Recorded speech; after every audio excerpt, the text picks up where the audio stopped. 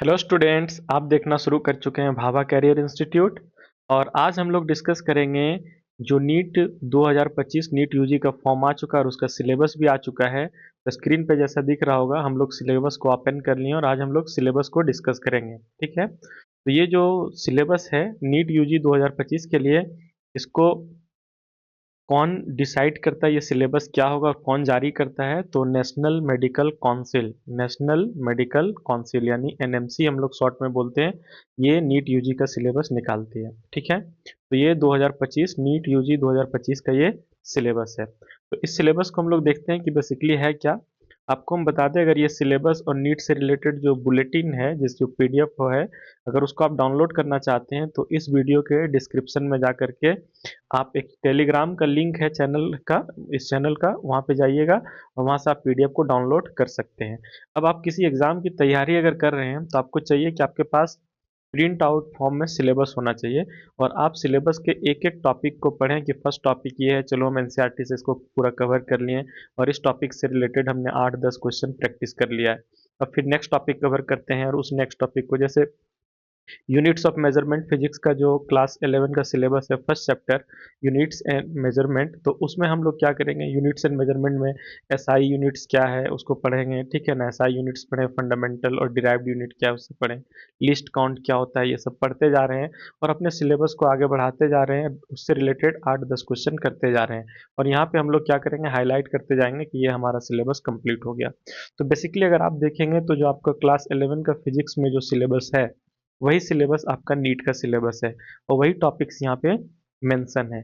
लेकिन जो कुछ प्रैक्टिकल से रिलेटेड चीज़ें पढ़नी है, हम उस पर डायरेक्टली चलते हैं, उसको डिस्कस करते हैं। ऐसे तो सिलेबस आपका क्लास 11 और 12 का जो फिजिक्स है, एनसीईआरटी लेटेस्ट एनसीईआरटी उसी पे है। और कुछ चीज़ें जैसे थोड़ा सा इससे हट करके न्यू सिलेबस में, मतलब न्यू एनसीईआरटी में जो चीज़ें नहीं है वो भी पढ़ना है। ठीक है, तो इसको आप एक बार डिटेल में देख लीजिएगा।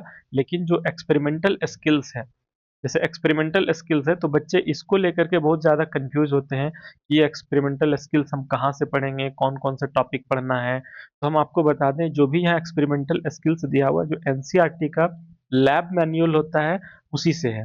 तो हमने क्या किया है कि इस टॉपिक को लैब मैनुअल से पीडीएफ फॉर्म में कट करके अलग अलग करके और एक कंबाइंड फॉर्म में भी टेलीग्राम पे अपलोड करके रखा है। ये सिलेबस जो है, जो एक्सपेरिमेंटल स्किल का, वो नीट 2024 में जैसा आया था वैसा ही है, इसमें कोई ज़्यादा बदलाव नहीं हुआ है। तो वो सिलेबस के अकॉर्डिंग जो लैब मैनुअल में हमको जो जो चीज़ पढ़ना है वो पीडीएफ के फॉर्म में ये टेलीग्राम चैनल पे अवेलेबल है और डिस्क्रिप्शन में लिंक है, वहाँ पे जा करके आप डाउनलोड कर सकते हैं। तो बेसिकली आपको वर्नियर कैलिपर पढ़ना है, स्क्रू गेज पढ़ना है, सिंपल पेंडुलम से रिलेटेड पढ़ना है, मीटर स्केल के बारे में पढ़ना है, यंग्स मॉडुलस से रिलेटेड कुछ, मेटेलिक वायर से रिलेटेड, मेटेलिक वायर में जो यंग्स मॉडुलस और इलास्टिसिटी है उससे रिलेटेड कुछ एक्सपेरिमेंट है, वो सब पढ़ना है। ठीक है, तो आप जा करके उसको डाउनलोड करके वहाँ पढ़ सकते हैं और इससे 1-2 क्वेश्चन हर साल आ जाता है। इसी तरीके से अगर हम बात करें सिलेबस केमिस्ट्री का, तो केमिस्ट्री में भी जो आपका एनसीईआरटी का सिलेबस है 11-12 का, वही सिलेबस है, उसी को आपको अच्छे से पढ़ना है, एक एक टॉपिक को कवर करना है एनसीईआरटी के अकॉर्डिंग। और इसमें जो एक्सपेरिमेंट स्किल्स है, जो एक्सपेरिमेंट से रिलेटेड पढ़ना है, जैसे टॉपिक की हम बात करें जो पढ़ना है हम लोगों को, वो है principles related principles related to practical chemistry. ये जो टॉपिक है वो आपको टेक्स्ट बुक जो एनसीईआरटी का बेसिकली हम लोग पढ़ते हैं उसमें नहीं मिलेगा। तो ये टॉपिक हम लोग कहाँ पढ़ेंगे जा करके, तो ये जो लैब मैनुअल है केमिस्ट्री का उससे रिलेटेड है। ये टेलीग्राम चैनल पे ये भी अपलोड हो जाएगा, आप यहाँ वहाँ से इसको भी डाउनलोड कर सकते हैं। जैसे यहाँ पे आपको डिटेक्शन ऑफ एक्स्ट्रा एलिमेंट, जैसे किसी चीज़ में नाइट्रोजन, सल्फर, हैलोजन, ये सब एलिमेंट अगर प्रेजेंट हो ऑर्गेनिक कंपाउंड में, तो आप उसको कैसे डिटेक्ट करेंगे। ठीक है, कैसे पता करेंगे कि किसी कंपाउंड में हाइड्रोक्साइल ग्रुप है, जैसे अल्कोहल और फिनॉल में होता है, कार्बोनाइल ग्रुप है जो एल्डिहाइड कीटोन में होता है, अमीनो एसिड ग्रुप किसी में एमिनो ग्रुप जुड़ा हुआ है, तो ये सब कैसे पता करेंगे, कौन कौन सा टेस्ट है, वो आपको लैब मैनुअल से मिल जाता है। और हम एनसीईआरटी के लैब मैनुअल से उस टॉपिक को कलेक्ट करके टेलीग्राम पे अपलोड कर देंगे, वहां से आप डाउनलोड करके उसको आसानी से पढ़ सकते हैं। ठीक है, और इससे रिलेटेड जैसे इनऑर्गेनिक में कुछ सॉल्ट्स पढ़ना है, जैसे मोहर सॉल्ट पढ़ना है, पोटास एलम पढ़ना है। ठीक है, ऑर्गेनिक कंपाउंड में ये जो प्रिपरेशन का जो तरीका है वो सब पढ़ना है इसमें। ठीक है, एसिटानिलाइड जो है, P nitro acetanilide, aniline yellow, iodoform, ये सब का प्रिपरेशन कैसे किया जाता है, ये सब चीज़ें आपको पढ़ना है। और इसके अलावा कुछ क्वालिटेटिव सॉल्ट एनालिसिस करना है, जैसे लीड आयन का, कॉपर आयन का, एल्युमिनियम आयन का, फेरस फेरिक आयन का, जिंक। तो ये सब चीज़ों का भी हम लोगों को कैटायंस और कुछ एनायंस के बारे में पढ़ना है, जिसका जो लैब मैनुअल बुक से जहाँ से ये सब टॉपिक दिया गया आपके सिलेबस में, वो एनसीईआरटी के लैब मैनुअल से ही है। बेसिकली एनसीईआरटी की 3 किताबें हैं, जो एक सबसे पहले टेक्स्ट बुक, जो सबसे पहले सबसे ज़्यादा यूज़ करते हैं लोग, उसके बाद एक हो जाता है एग्जाम्पलर। एग्जाम्पलर इसको भी पढ़ना चाहिए, इसमें बहुत अच्छे अच्छे क्वेश्चंस होते हैं, ठीक है। और ये क्वेश्चंस बहुत, इससे बहुत सारे क्वेश्चंस आपको डायरेक्टली कॉम्पिटिटिव एग्जाम में मिल जाते हैं। थर्ड होता है लैब मैनुअल। तो जो लैब लैब मैनुअल है ना, लैब मैनुअल, तो लैब मैनुअल से ये सब चीज़ें टॉपिक में जो एक्स्ट्रा चीज़ें दिया गया है पढ़ने के लिए प्रैक्टिकल के बेसिस पे, वहाँ से है। तो आप इसको क्या कर सकते हैं कि आप हमारे चैनल से उसको डाउनलोड कर सकते हैं, टेलीग्राम का जो लिंक है वहाँ दिया हुआ है डिस्क्रिप्शन में, वहाँ से आप इसको डाउनलोड कर सकते हैं। बाकी बात अगर हम लोग बायोलॉजी का अगर सिलेबस की बात करें, तो जो एनसीईआरटी में है लगभग वही है, ठीक है।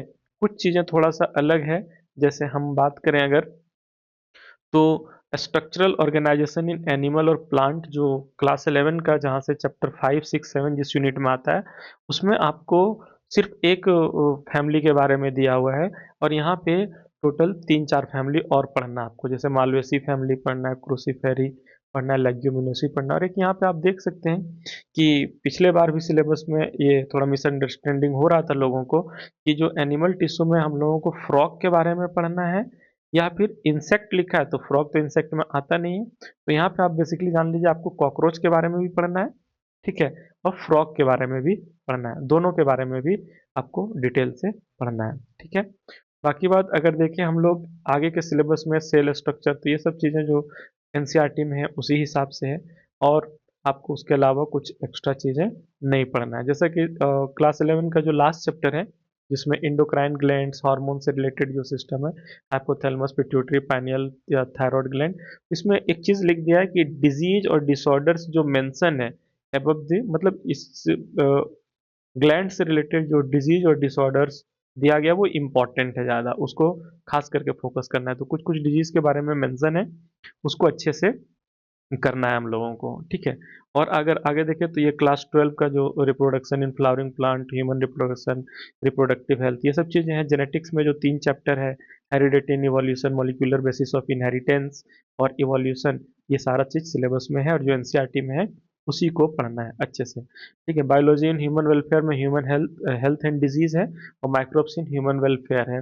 बाकी बात वहाँ पे न्यू एनसीईआरटी में तो यही है, पुराने एनसीईआरटी में जो एक चैप्टर और था उसको सिलेबस में नहीं रखा गया। बायोटेक्नोलॉजी से दोनों chapter, principle and process of biotechnology और एप्लीकेशन ऑफ बायोटेक्नोलॉजी भी शामिल है, ठीक है। इकोलॉजी में पुराने बुक में 4 चैप्टर था, उसमें से न्यू बुक में 3 चैप्टर है। तो 3 चैप्टर जो न्यू बुक का है वही सिलेबस है। Organism and organisms and environment, pollution भी पढ़ना है, इकोसिस्टम भी पढ़ना है, बायोडाइवर्सिटी एंड इट्स कंजर्वेशन भी पढ़ना है।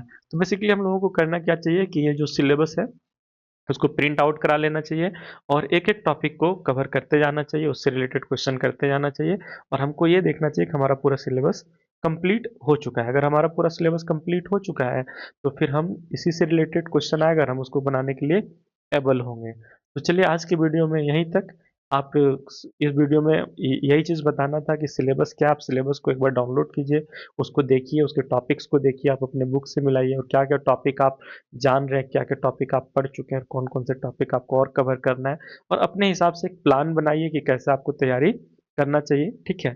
अब ज़्यादा से ज़्यादा आप लोगों को फोकस ये होना चाहिए कि आप बुक को ज़्यादा से ज़्यादा पढ़ें, शॉर्ट जो बुक में जो चीज़ें दी हैं, जो अंडरलाइन किया आप लोगों ने, उसको रिवीजन करें और उससे रिलेटेड क्वेश्चन प्रैक्टिस करें, ठीक है। अगर ये वीडियो आपको अच्छा लगा है तो हमारे चैनल को लाइक कीजिए, और हमारे चैनल को अगर आप सब्सक्राइब नहीं किए तो इसको सब्सक्राइब कीजिए, और अगर वीडियो अच्छा लगता है तो इसको शेयर भी कीजिए। Thank you for watching this video.